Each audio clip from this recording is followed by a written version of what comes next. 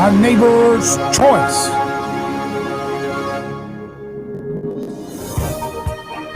I'm your host, your neighbor, David Granosky. So glad to be with you again across FM and AM on our broadcast network, as well as our podcast and video stream listeners. Thank you for joining us. Always great to have you with us, where we are going to challenge toxic groupthink like nobody else does in the business. That's what you've come for. You don't want to hear the same old tired talking points. We want to get to the truth. And that includes every aspect of our life that's affected by misinformation. And there's a lot of misinformation in the field of science, unfortunately, because people are so afraid of going against what is considered to be sacred cows in different fields that they stay stagnant. And when their ideas and their models are stagnant, they miss out on opportunities right under their noses. But thankfully, we have our Science in You segment in which we're able to kind of unpack some of the fake news and myth in science. And to do that, we have our chief science advisor with us, our physicist friend, Dr. Yu. How you doing? Thank you, David, for having me on. I'm doing great, as usual.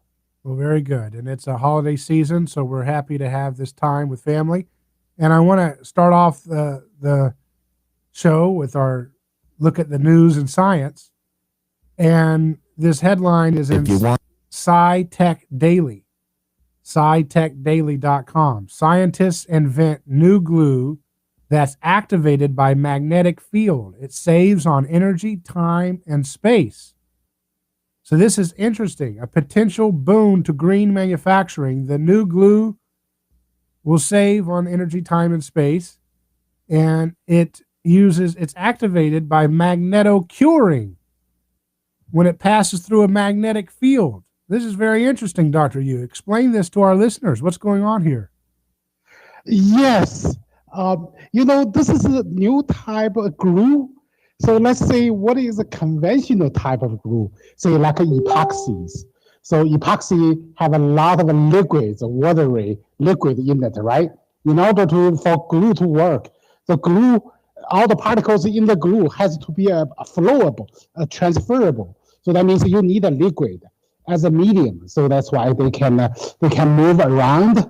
And then once it's hardening, and the structure, just like a water turned to ice, becomes structured and glued both surface, with this epoxy. However, this process, because of the liquid in the glue, the water in the glue, so you need to cure them, because if it's wet, the glue never works. It's the force of very weak. So you have to make it dry, so-called make water evaporate. So the curing process is the problem. So if you have shoes, they said, you have shoes, the bottom shoes and the top things glue together, sounds good, right? But how can you cure them? That means make the water out.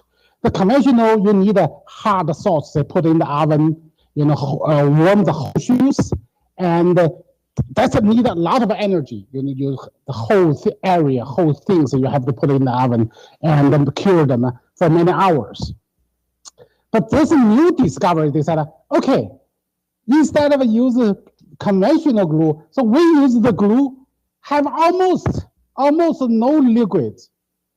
But of course, it still have a little bit of liquid, but it's not like a epoxy you can apply just like a fluid. So very little. So what's in it? They said we have a magnetic particles in it. Put a magnetic particle. Okay, so of course, a magnet has a huge gluing force, right? So what they do is they apply this called a magnetic particle-based glue. And so how can you cure this glue then, right? When you apply, because it still have a moisture, in order for magnets can move around, rotating, right? So still very sticky.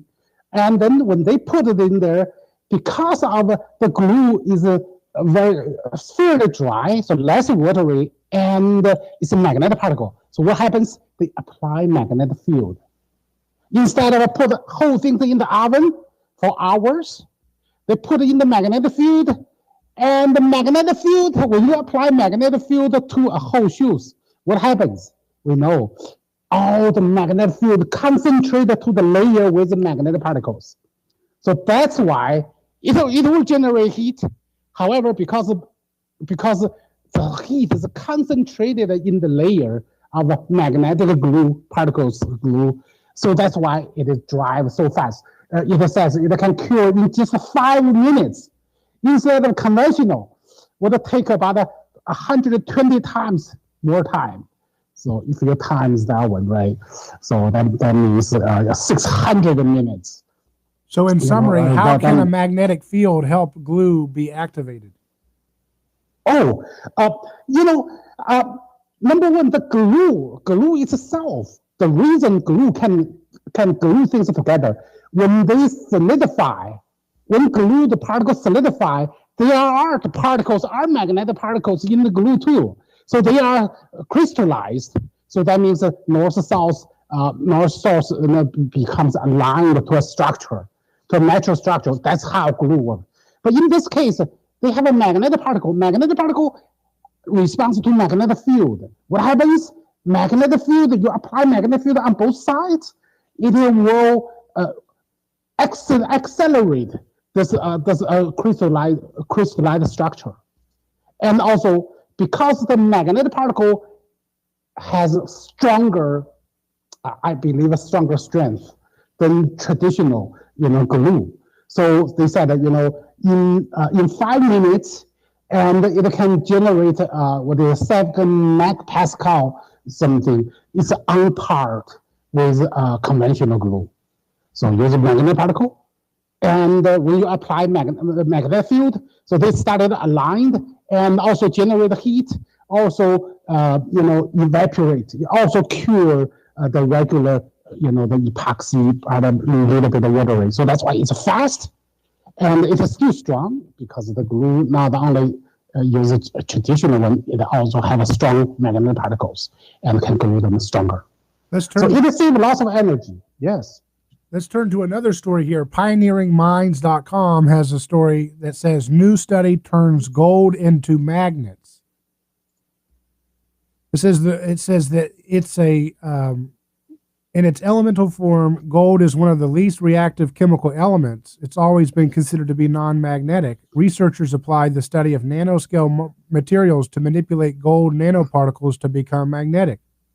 The gold nanoparticles this team studied are 2nm, and they have changed the magnetization by changing the organic molecules that are attached to the surface of the gold nanoparticles. This sounds similar to what you always talk about, right? That there's little particles. That's right. Right? Yes. This is a puzzled scientists for years. They said, well, we know gold is the most stable structure, right? So it's inert, so that means it does not react something, of course, does not attract to magnets, right? How could the most stable elements, one of the most stable elements, gold, could become magnetized? The secret is, for your audience, every single particles, every single element, including the gold elements, made by magnetic particle in the first place. So now people say, how can you make a non-magnetic molecules and with magnetic particles? How could you do that? So this is based on the perfect structure of the gold molecule, gold atoms. If you study gold atoms, it has number one, it has a lot, it's heavy metal, right? So atomic number is very high. That means lots of protons and neutrons, okay? Very high, heavy. And the second thing is the shape. It has almost a perfect spherical shape. So you think about it. If you have a magnet, you let the magnets naturally combine them together. If you happen to in the perfect spherical shape, and with a stable structure, with a perfect, what happens if you measure the magnetic field? away from the atom is always neutral because the magnetic field is neutralized. It appears as a neutral. However, if you close enough, in this case, they said we use a non-magnetic organic molecules. We use it's non-magnetic molecules and to attach on the surface. You know what happens? The so-called non-magnetic organic molecule itself also made by magnetic particles, okay? Mm-hmm. It also neutralized. However, when they stick together, that's where you actually break the perfect spherical gold structure. Break them. Instead of perfect, it becomes non-spherical. Yeah, in that case, so now gold appears to have a magnetic field. Now become magnetized. So fundamentally, just that simple. So let's take a quick break. We're listening to Science and You. This is a Thursday, we're doing it today, Wednesday and Thursday. Science and You is broadcast, and it's with our physicist friend, Dr. Yu. We're on the program live right now. You can email us hello@aneighborschoice.com, and we'll be right back after this short break. Are you ready to transform your career? Jess Smith was too. She was stuck in a job that was controlling her life, consuming her free time, and offering little opportunity for growing her pay. Then she found FinTech Mortgage Association, and she never looked back. FinTech Mortgage Association makes home lending simple, and they take care of home buyers like family. Using technology to make everyone's life easier, FinTech Mortgage Association equips each of their loan solutions architects with the tools they need to build a career with a schedule they control, a product they can take pride in, and an earning potential that is life-changing. Unleash your true potential. Join FinTech Mortgage Association. Visit finmay.com. That's FINMAE.com. You're in charge now. NMLS ID 1492187, Equal Housing Lender. Who is your neighbor? Dave and Wally are team drivers for Oakley Transport. One day, they came across a very serious accident on the highway. Some might pass on by, but Dave and Wally saw there was no time to waste.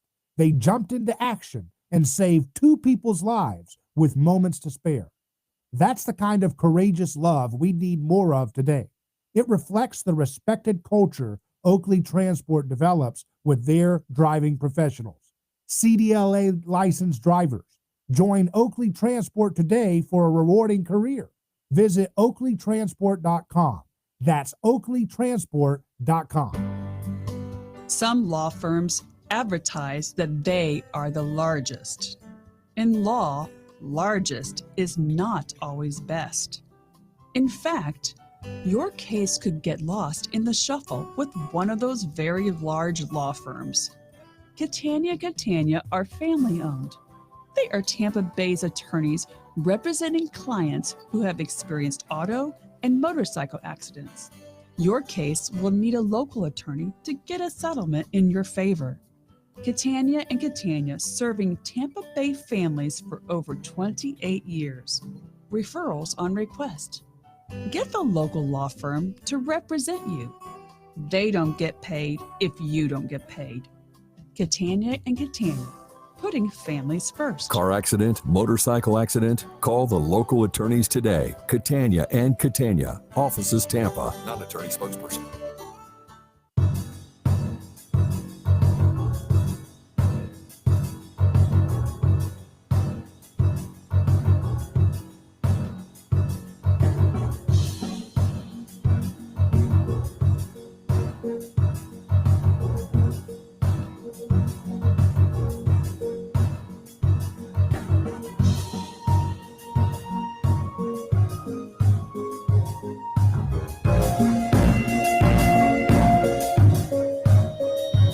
Science and You returns.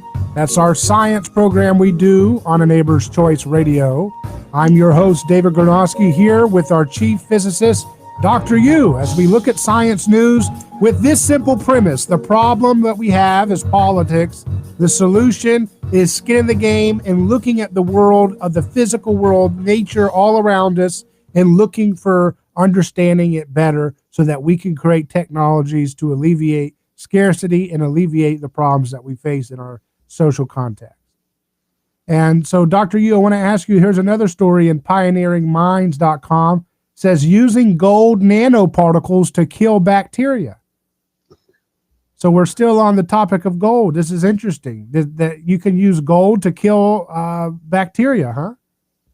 That's very interesting. This story related to the other story. So you can turn gold, this is called a non-magnetic particle, be magnetic particle.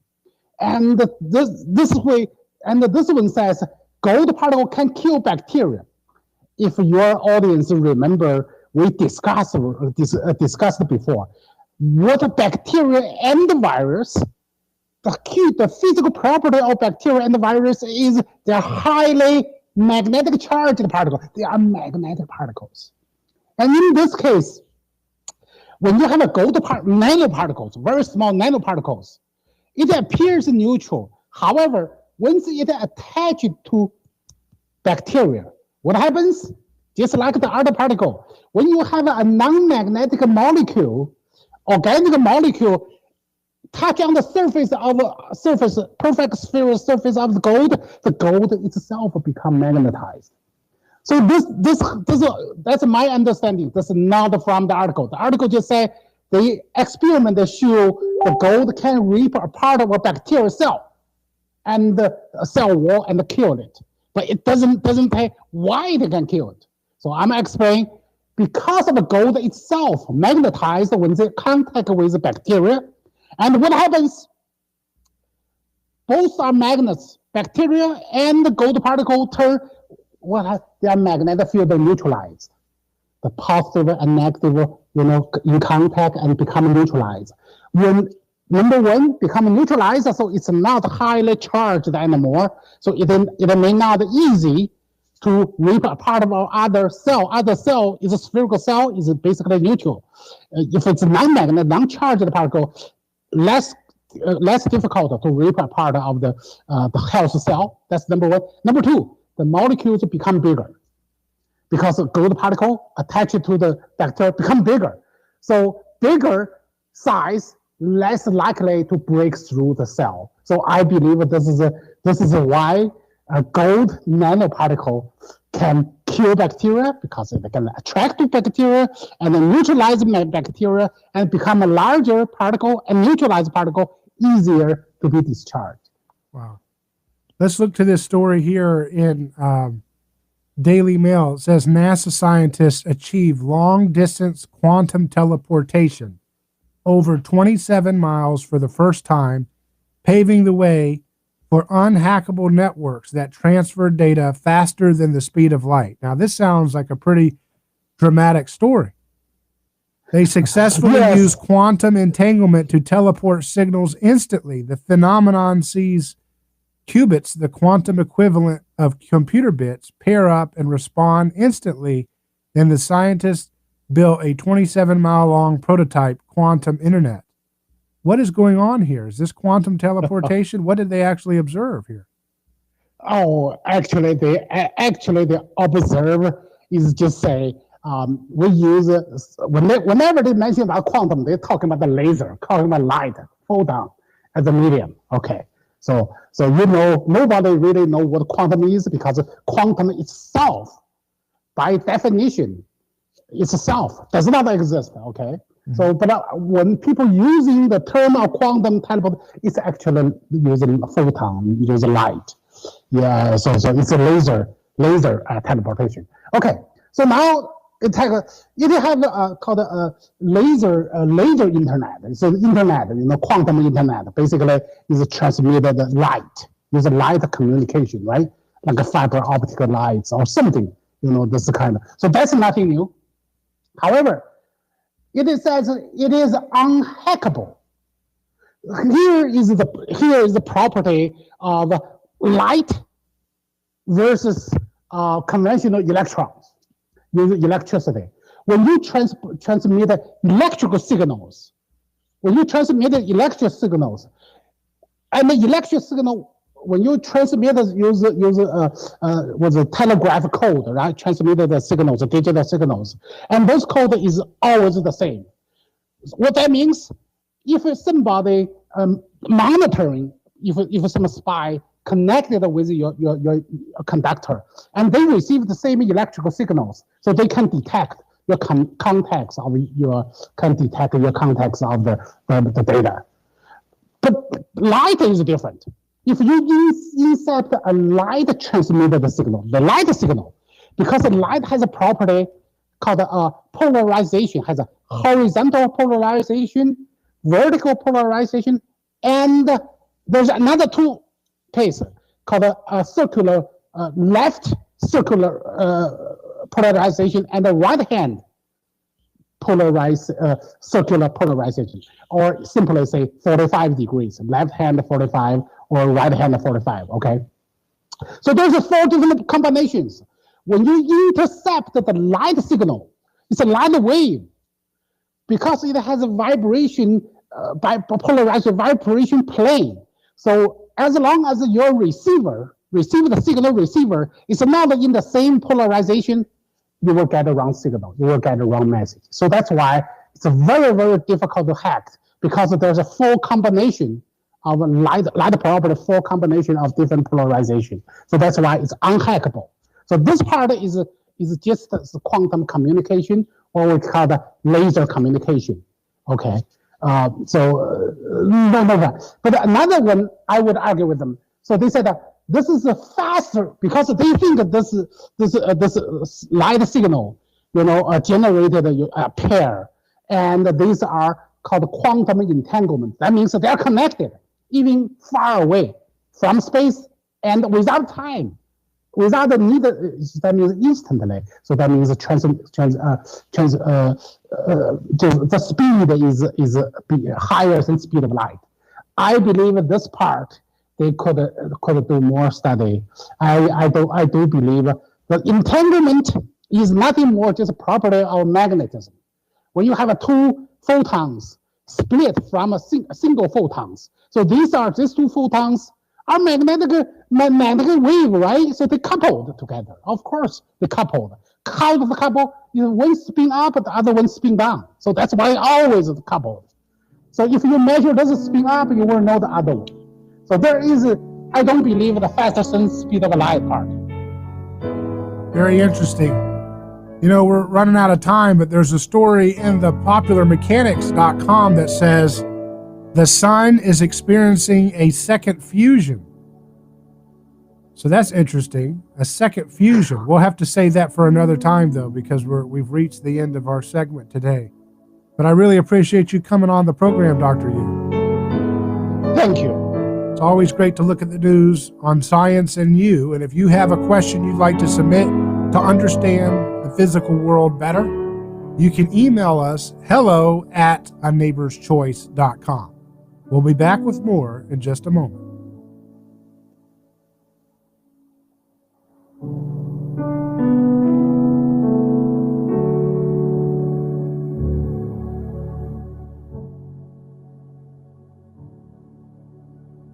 There is all kinds of lunacy going on. The madness of 2020. Weekdays 11 to 2. I'm just so fed up with these Democrats. It's unbelievable. Get it straight from Chris Plant. They're so hypocritical. It makes me sick. It's the Chris Plant Show. This has just got me going on. And the left is waging war against the police in the United States. Telling it like it is. You should be thanked profusely for getting to the point. You're a voice of reason in the sea of idiots. The Chris Plant Show. Weekdays 11 to 2. News Talk 1040 WHBO. Congress could be returning next week to override a presidential veto, the president refusing to sign the military funding bill, the National Defense Authorization Act, into law. The White House issued a statement citing several reasons, including a lack of reforms, it says, for Section 230, which gives social media companies liability protections.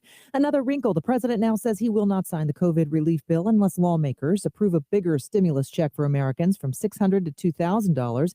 In Washington, D.C. today, VP-elect Kamala Harris told reporters the president should not slow up the bill. People are hurting right now. They're hurting. And we need to get the relief to them immediately. And the one thing he should not be doing is, after the work went into the bill, holding up when by the end of the month, their benefits are going to end. Harris was donating holiday toys at a D.C. fire station.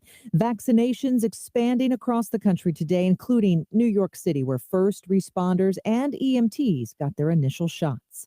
Michelle Franzen, ABC News.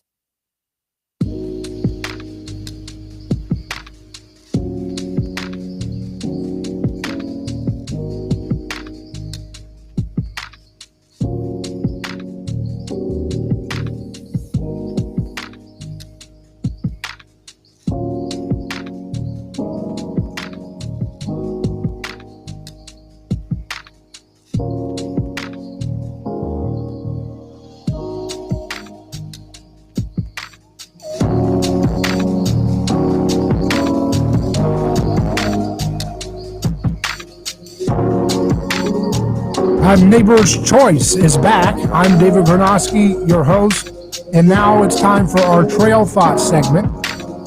And to do that, we reflect on the week, and this is a special week. This is the Holy Week, and it's a time of celebration of the incarnation of Jesus. And we have with us the publisher of Republic Books, Eric Kampman. How you doing, Eric?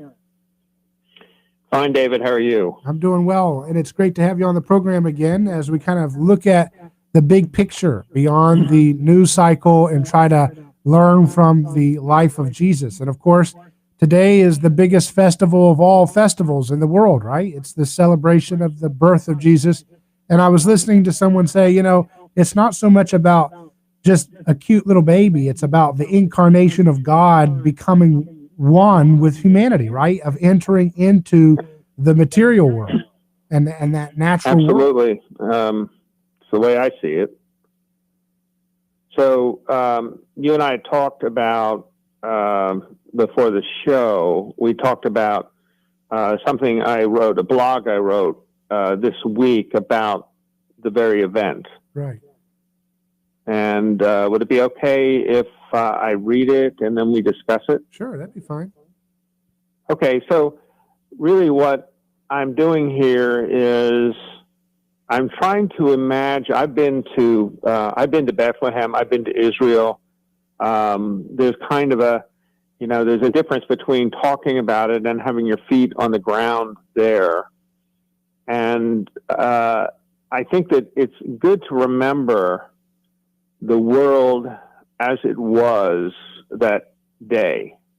Right. And so that's what I'm focusing on. And then it sort of, you can expand out from there and sort of discussing it. So here we go. The world on the eve of the birth of Jesus Christ was a world soaked in sin. Violence flashed in the cold air as Jerusalem cringed under the iron yoke of Rome. The world was threatening and heartless. But there was also an air of expectation that something momentous was taking place. Wise men from the east had traveled long distances to come to Jerusalem to find the child destined to be king. They asked, "Where is the one who has been born king of the Jews?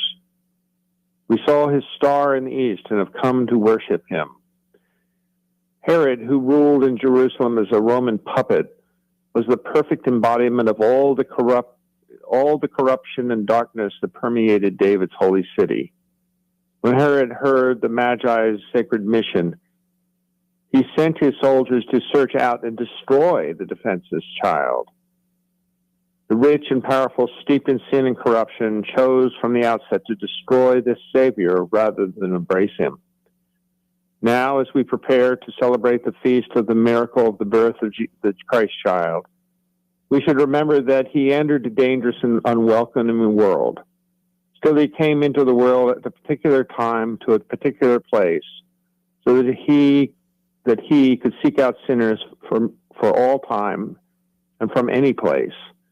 When we think of Christmas, we think of gifts, not fully realizing that the gifts we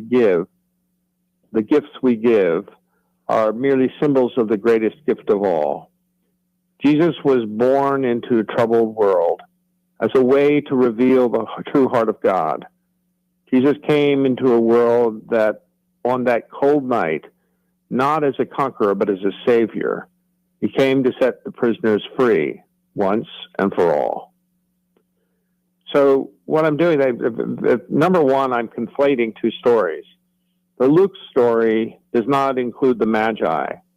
And when the Magi actually do arrive, it could have been somewhat after the time of the birth, because Herod, his instructions in terms of this killing the children in Bethlehem was, I think, for children 3 years and younger.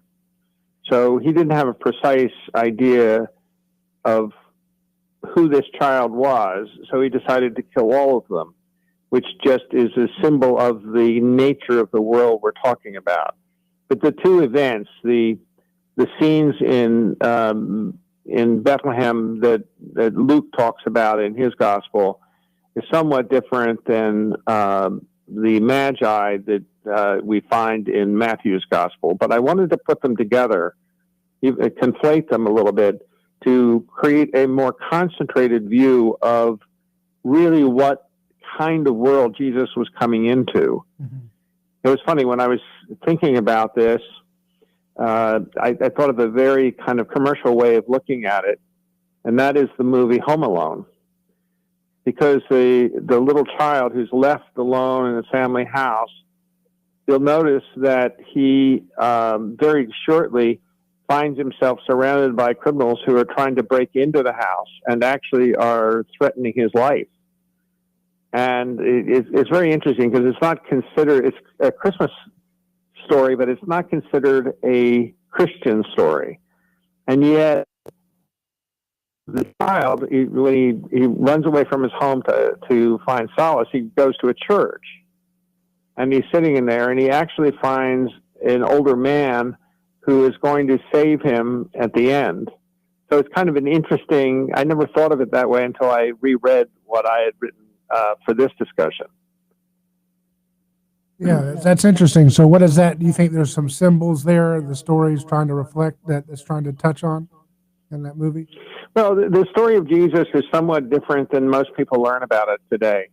The first thing to keep in mind is, we think of it as Christmas time, but it's a cold world. It's a heartless world. It's a loveless world that Jesus is coming into because it's soaked in sin. The people have moved away from God. And even so, God sends his one and only Son into the world to save such sinners as us. Right. And so, it's a very kind of it's, the fact that, that he is born outside, there's no room in Bethlehem for him. So he may have been born in a stable. We're not exactly sure, but it's a dangerous world, and it is very clear it's a dangerous world. And far away, the Magi have started out to see this child that they have learned through their own means, the star and other things, so that the King of the Jews has been born into this world. And so they come. But where do they go? They go to Jerusalem. Herod hears of them. He talks to them. He finds out why they're there. And when he learns that they are departing to find the child, he sends his spies and ultimately his soldiers, not only to find the child himself, which he had told the Magi he wanted to worship them, but he sends his soldiers to destroy the child. So Jesus is not coming into a world that wants him there. Mm-hmm. God wants him there. The world would prefer it as it is. And that's a world we live in today in many ways. Yeah, I want to make a couple thoughts here that make the birth narrative of Jesus stand out from ancient literature, ancient mythology. One is that when you have a lot of these gods, the pagan gods, they have divine birth stories, but unfortunately, in those stories, it's gods violently subduing mortals. And that's what you have the story of Hercules with Zeus, and he's basically assaulting a mortal. And with the story of Jesus, this is the first story in which we have a divine birth, in which the gods are not assaulting a mortal when there's a divine birth. It's actually a nonviolent and peaceful presence of the Holy Spirit in the womb of the Virgin Mary. So there's no violence there. This is a total break from the ancient world that is very distinctive in the gospel text. We miss that today because we've lived 2,000 years after the story was written, and so we're thoroughly inculcated with Christian sensibility, even though we deny that we're getting these ideas from Christianity. And well, I think the Luke narrative kind of reinforces what you're saying, because the shepherds in the field hear from an angel what has happened, and they want to go and see what and witness this event. And when they do that, I think there's a reference to heavenly choirs, singing in praise of this moment. And so there is harmony in the heavenly realm around this event. I'm just talking about in the earthly realms. This is more or less not seen as a good thing. Right. That it's a dangerous thing to them, and it puts the child who's being protected by basically the Holy Spirit, or by God. But I mean, the protection is in the form of Joseph and Mary, who have traveled a long way to Bethlehem from Nazareth to be there. It's a story of great danger, actually. And I think that is one of the things that has to come across. That's why I brought it. Home Alone is a good movie because it really does show, in a kind of comical sense, the danger this little boy is in by being left alone. And the danger of all of us, without God, without, a parents. I mean, that's far-fetched in terms of the movie, but nevertheless, the story of Jesus, oftentimes when churches celebrate it, they're focusing on their own children, and the pageantry and the creche and everything, and the little lovely lambs. But it's actually a very different world that Jesus comes into. Right. And it's consistent with the entire biblical narrative that goes into the Old Testament and all of the things that have happened up to the coming of Jesus Christ into this world that has basically rejected God. Right. Yeah, that's something that reminds me about a problem with a lot of people, a lot of churches, and Christianity in America has a lot of sentimentalism wrapped into it that I don't think is found in the actual Bible. You know what I mean? There's a lot of sentimentalism. No, in fact, whatever the opposite of sentimentalism is. Yeah. And you're absolutely right. It's a great word. Sentimental Jesus, think about it.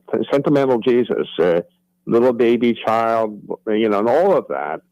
But in fact, this child is in danger from the get-go. He's in danger when he's traveling in the womb of Mary from Nazareth to Bethlehem. He's in danger when they can't find any place and she is about to give the birth. He's in danger from Jerusalem, where all the leaders, decide under Herod, they're just all totally corrupt.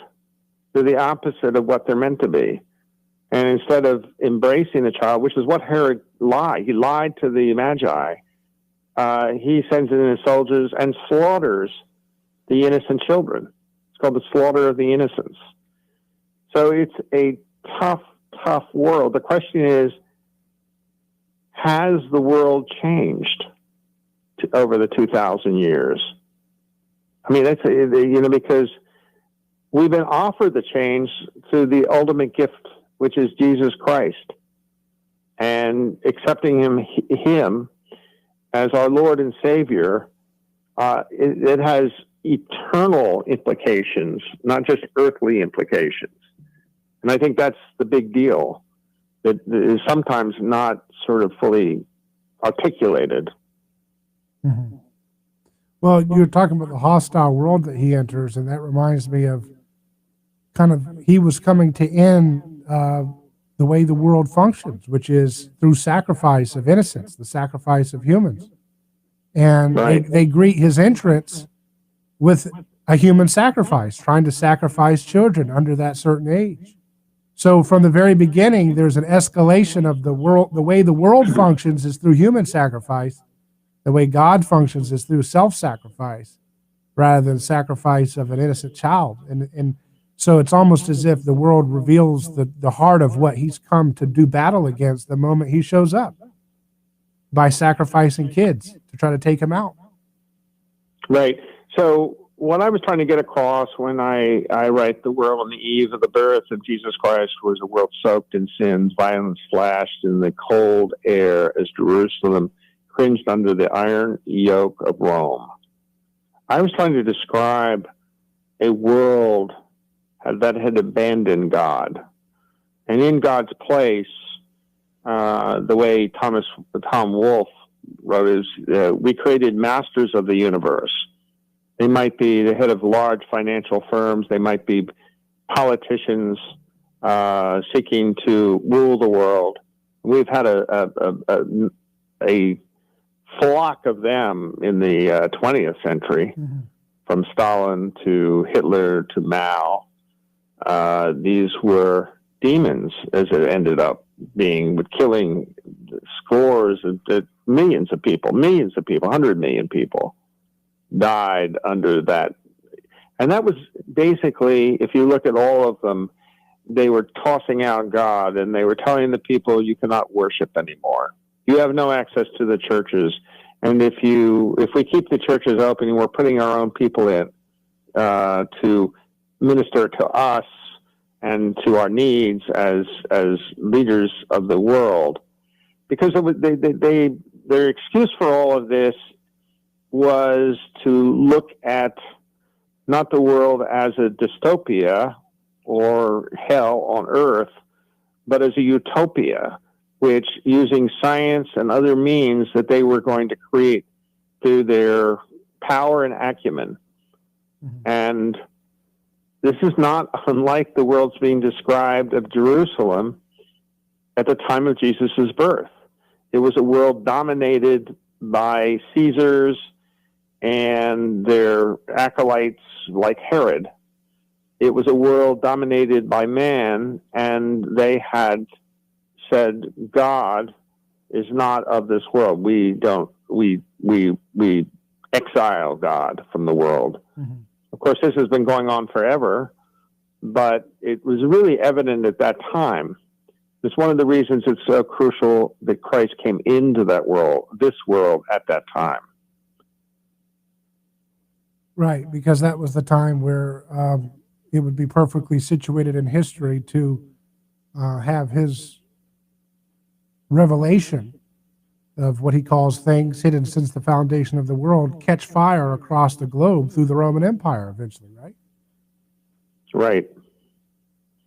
It's fascinating, and I'm very grateful that, Mark hardly mentions the beginning and the birth narrative, and the Gospel of John opens with this amazing what I call the overture, 18 lines. That's this powerful, spirit-filled description of creation, essentially, and God sending his son into the world, God sending John the Baptist as a witness to all of this. It's just amazing. Let's take a quick break. You're listening to A Neighbor's Choice. We're doing our Trail Thoughts segment with Eric Kampman.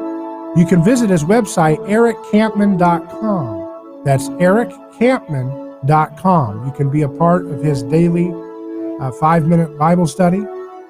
And you can also engage with some of the other things he has, resources that are available at erickampman.com. We'll be right back live on this broadcast.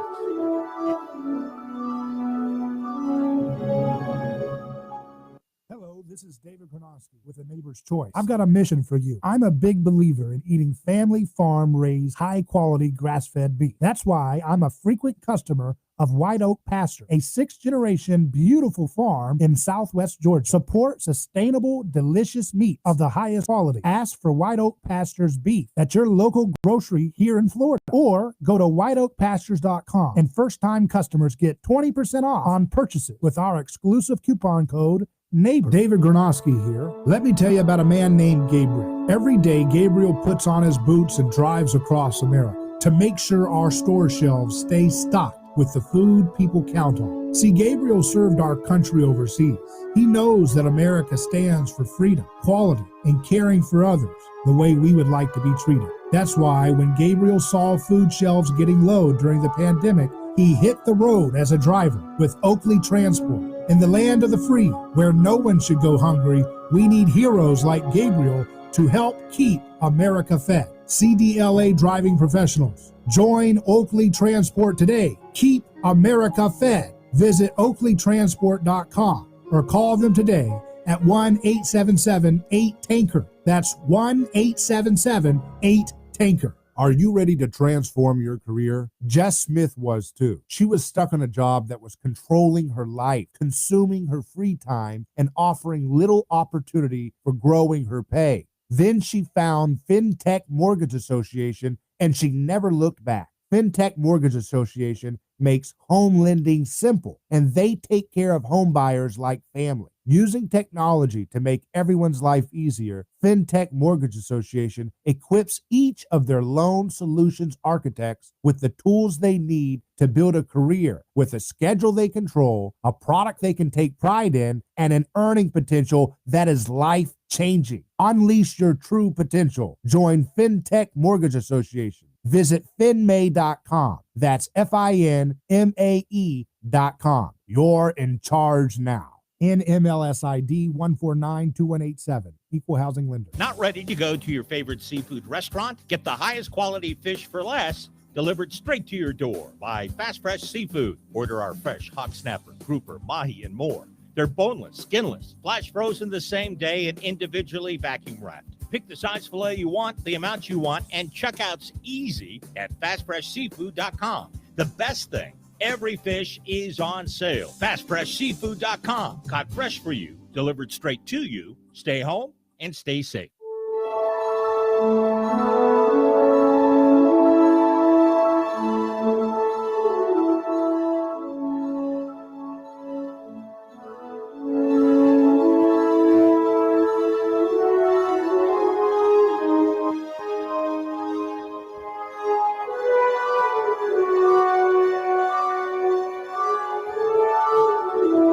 Neighbor's Choice is back. I'm David Granosky. We're doing our Trail Thought segment, and we're joined by Eric Kampman, who is a publisher and author. You can visit his website, erickampman.com, as we talk about the birth of Jesus in this holiday season. So I want to go back to where we left off, Eric, to kind of land the plane for folks. You're trying to set the stage here for people to understand that we have gotten far away from the danger and the alien nature of Jesus coming into a world that was hostile to peace, hostile to forgiveness and mercy for the least of these. And they were trying to kill him the moment he showed up, right? Yeah, absolutely. So, I mean, I think that one great thing to discuss is what is the attitude of our hearts as we approach Christmas time, which is such an important celebration or holiday in the American context, that I think that because it has become what it is, very influenced by Charles Dickens and the Christmas Carol, which was written by him I don't know, in the mid-19th century. And that had a very sentimental aspect to it. So that really goes to what you were talking before. But really, Christmas is not just for the kids. And it's not just for the things like Santa Claus and the creches and all the other things. But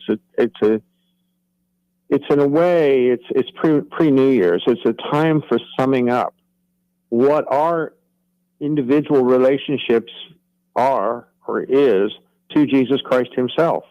Mm-hmm. Because at the end of this little short blog I wrote, when we think of Christmas, we think of gifts, not fully realizing that the gifts we give are merely symbols of the greatest gift of all. It's an act of grace on God's part, because by any estimation, none of us are deserving of this gift. We have drifted away. And it's not quite enough, I think, at this time of year to just say, oh, it's Christmas time, and you go to a little service in the afternoon, the night before Christmas, and on and on. I'm not taking anything away from that, but I think that takes a lot away from the real story of Jesus Christ.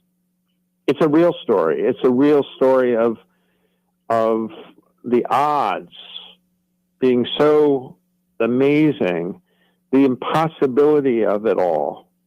Mary asks the angel, how can this be possible? She's talking about the virgin birth. And the angel says, with God, everything is possible. What a great frame of reference for all of us to think that with God, not with me, not with you, not with anybody listening, it's not us, it's God. It's his son, Jesus Christ, and it's the power of the Holy Spirit that brings us into a new birth. And so, in a way, that's probably the most important part of Christmas, the birth story. And I think anybody that's been through any part of life and experienced the birth of the love of Jesus Christ in their hearts, man, that's a game changer if there ever was one. Mm-hmm. And Paul says we're going through birth pangs right now as a new order is emerging in history, so that's another Amen. part of this. So, hey, I really appreciate your thoughts here. It's always great to hit the trail with you and reflect on the bigger picture in life. And I want people, again, to go to your website, erickampman.com. That's erickampman.com, where you can find these resources that we're pulling from and the 5-minute Bible study. It's a helpful tool to use.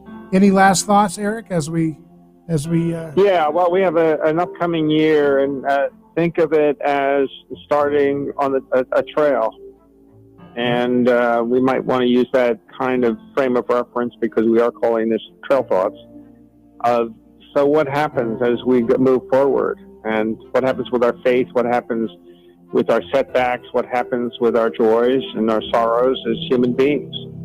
And most importantly, what happens as creatures of God in this world?